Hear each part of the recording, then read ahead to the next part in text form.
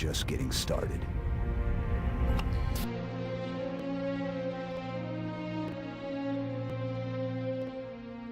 Hey, good evening, ladies and gentlemen. Hey, it's Frazzleberry. How you doing? Alright, so what's up? Hey, it's time for my thoughts on Halo Combat Evolved Anniversary, Halo HD. Yeah, hey, what's up? It's been 10 years. Alright, it's good stuff. Yeah, actually, it's been about, I want to say 9 or 8 years since I first beat Halo 1. I didn't get it at launch, you know, actually. Some may actually think I did, but I didn't. Alright. Alright, so we got Halo HD. Alright, this one I've been playing for probably 3 or 4 days now. I only played co-op a little bit. The first time I played through Halo 1, I actually pretty much did the whole thing in co-op. So, this was on Legendary by myself, so it might cripple my decision a little bit. But, yeah, it's still an amazing game. I mean, if you've never played Halo 1 on the Xbox, this is a perfect chance to get into it, see what Halo's all about, see why everybody loves it. And with that, yeah, that's my opening. Yeah, opening. All right, let's talk about the story, guys. Identically the same. They've only added a couple new things like the terminal system and the skulls, which were both skulls were introduced in Halo 2 and terminals with 3, I believe. But this time around, they're just basically for achievements, and skulls still do the same thing. They'll give you like let's say you pick up the Omen skull, it'll allow you to your grenades will be bigger. Or let's say you pick up the Grunt birthday party skull. Every time you headshot a Grunt, their head explodes and confetti goes flying everywhere. Basically the same skulls that we're used to from Halo 3 and Halo Reach. So it's all pretty good stuff. But yeah, Halo 1's story, like I said, it's the same thing. Basically, you're a Spartan aboard the, I believe it's the Pillar of Autumn. And what happens is, this game is pretty much a sequel to Halo Reach, so if you never played that, basically, you're in the army, the UNSS, what is it, the UNSC, I believe? I've never read the book, so I don't know. Yeah. Alright, basically, this planet owned by the army gets attacked by these aliens. The aliens destroy the planet, but you get away from there. That's the end of Halo Reach. Halo 1 is basically right after Reach. You guys supercharge out of there, get out of that galaxy or whatever. Basically the aliens known as the Covenant follow you. They're trying to get you. They're trying to get the AI that you use. Basically what happens is your ship gets attacked. Basically you have to crash land on this big metal ring structure known as Halo. And you basically find out about this ancient race known as the Forerunners, and you figure out what Halo's true purpose is, and the Covenant are trying to stop you and activate it, and it still holds up. It's a pretty enjoyable story. They don't force too many cutscenes on you. Usually maybe one in the beginning of the level, one in the middle of the level, and then usually one at the end. So it's not really story heavy, but it's an interesting story, and it opens up a lot of possibilities, mainly with the books, and I believe there's graphic novels too, some comics and stuff. Yeah, I like the story still. It's pretty good. The levels are pretty cool and stuff. So yeah, I approve of story. Next we have the gameplay. Gameplay, of course, is the biggest part of Halo. Alright, so as I said, Halo HD is basically Halo 1. The cool thing what they did though is they took Halo 1's engine and basically just threw HD graphics on it, which you can enable on and off whenever you want. So let's say you're just running around and you're like, hey, I like this. Then you hit back button, bam, and all of a sudden you're back in the original 2000 version or whatever. So it's insane. It's insane to see a game do that. I mean, a lot of these HD remakes these days aren't really offering that. So it's good to see that one of them has the balls to try something new. That being said, the engine is unchanged basically. Everything plays the same. If you didn't know, Halo was basically the console game that revolutionized shooters. First-person shooters, anyways. Basically, its engine is smooth. There's barely any frame drops. It's good. It's really good. Just the controls, they feel good. Headshots are easy to pull off. Melees feel good.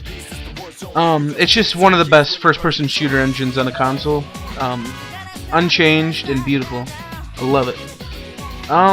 As for multiplayer though, I can't say the same. What they did is they took Reach's multiplayer engine and basically made 7 new maps for it. What this means is you still get 7 maps, you get Forge, Theater Mode, and all that custom games. And what's really cool though is you can actually play with Halo Reach players who have the Halo HD maps. So let's say you have Anniversary and your friend has Reach. He could go into the marketplace, download the 7 new maps, and play with you. It would be cool to see that there's like a Halo Reach map pack for Halo Anniversary. But there isn't. But I guess if you buy this game brand new, it actually comes with a map pack. So if you have Halo Reach, you can actually just boot up Halo Reach and play the 7 new maps over there if you want to. It's pretty sweet that they do that. And for $40, you can't really ask for much. That's pretty awesome. I will say though that compared to Halo 3, Halo 3 ODST, that actually came with all of Halo 3's maps and all of the new maps. So Halo ODST was a crazy value when that first came out. I mean they're both $40, but I don't know. You get. I wish they included all of the maps from Halo Reach, you know, or at least give us the possibility of downloading them. Maybe they will eventually, but who knows. But it's pretty sweet that you can play with the Reach players, though. I like that a lot. So I approve of gameplay. It's still one of the best shooters out there, and I love it. Sound. Alright, so sound. For those who have not heard the Halo soundtrack, it's amazing and sexy. It's beautiful. Extremely nostalgic. You know, you go into a level and you hear and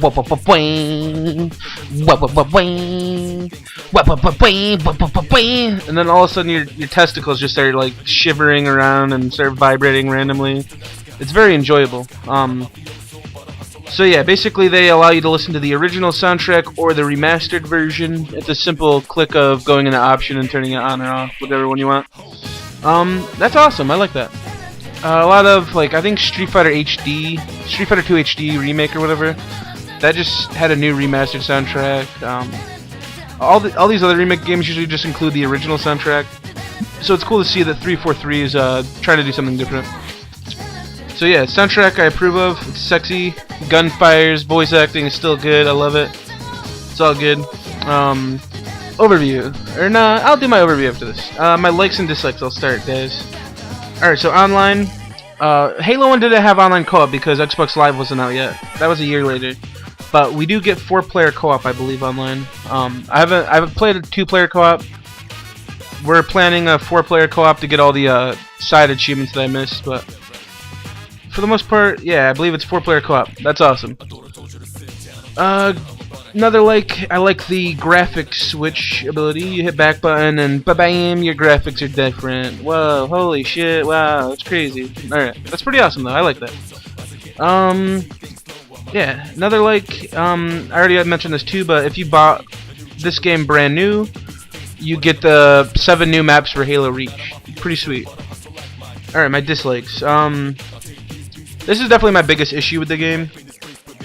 Alright, basically, if you're on standard definition, this game is in widescreen, which means there's a black line at the bottom and the black line at the top. And Halo does this weird thing where every time you get to a new chapter within a level, they pop up, they make it widescreen anyways. So you get these 2 black widescreen lines. So I don't know, it's weird.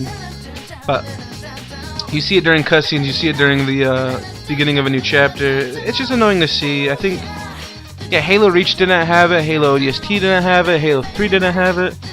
It makes me wonder why now they have it, you know? Alright, and this is kind of a bitchy issue. I kind of wrote this in Rage because I was playing Legendary, but there are some AI issues. If you're on Legendary, basically all of your companions, like your Marines that follow you in the battle, they get taken out within seconds. I mean, seriously, they'll walk into a battle and a plasma rifle from like 30 feet away will just kill them like within a second. So that's annoying. And also on the mission where you rescue Captain Keyes, it's an escort mission essentially, and he dies just as fast. The problem with that though is he's got fucking ants in his pants and he wants to race you to the end of the level. So you gotta basically rush past him and take out all the guys before he gets around the corners. It's still funny to see him die though. got ants in his pants. Alright, overview time. Damn, 10 minutes already. Alright, so overview. I love Halo Anniversary. It's a really good game, and for $40 you can't really ask for much. Like, you get an enjoyable game, 10-year-old game, that's still long as fuck. I'm saying, like, on Legendary by myself it took me over 15 hours probably. I mean, a lot of that was dying, but still, some of these levels are long as hell. And it just blows the fuck out of Call of Duty. I'm not saying it's better than Call of Duty, I'm just saying that the level duration is a lot longer. It's a lot more pretty, you see a lot of crazy stuff. It's still fun to go around and look around and stuff. Especially with that HD and standard version feature, so you can switch graphics. You get to see a lot of different things going on that you didn't see before. But yeah, I think single player is amazing. It's still one of the best shooters out there. If you never played it the first time, go play it. As for multiplayer, it's a nice addition. I mean, they totally could have just not included it all. I will say that they didn't include all of the Halo 1 maps, and they didn't include the Reach maps. So that kind of suffers a little bit, but it's Halo. For $40, like I said, you can't really expect much. Like, you get an amazing game, you get 7 free maps, and that's really about it. Yeah, it's a great game. If you're not sure, just rent it. That's what I did. But if you're a Halo fan, you'll probably buy this, which for $40, like I said, that's a really good deal. Those are my thoughts on Halo Reach, guys. So, hey, if you made it this far into the video, I'm gonna give you an award. What this award is, I unlocked the ability to subscribe to my YouTube channel. Alright? Yeah, so think about that. If you want to use it, it's up to you, man. It's unlocked. You can subscribe whenever you want. So with that, guys, I'm gonna go finish up the game, get my achievement overview out. That'll be posted in a couple days probably, hopefully, I don't know. I don't know!